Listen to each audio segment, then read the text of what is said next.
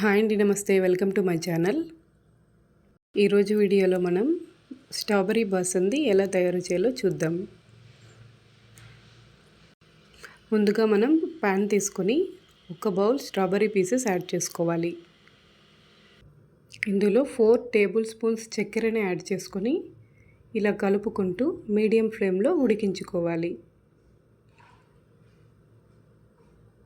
చూసారు కదా, ఈ విధంగా ఇలా 5 మినిట్స్ ఉడికించుకొని స్టవ్ ఆఫ్ చేసుకోవాలి. ఒక బౌల్ తీసుకొని 300 ml కాచి చల్లార్చిన మిల్క్ తీసుకోవాలి. అందులో కండెన్స్డ్ మిల్క్ ఒక 2-3 స్పూన్స్ యాడ్ చేసుకోవాలి.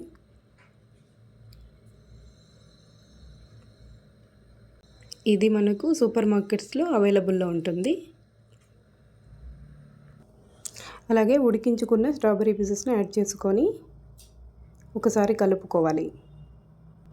తర్వాత మిక్సీ జార్లోకి యాడ్ చేసుకొని 2-3 పల్స్ ఇచ్చి కోర్స్గా బ్లెండ్ చేసుకోవాలి.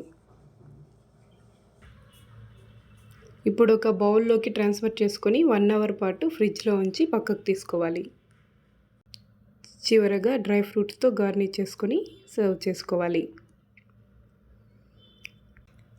ఈ సమ్మర్లో చల్లగా స్ట్రాబెర్రీ బాసంది రెడీ అయిపోయింది.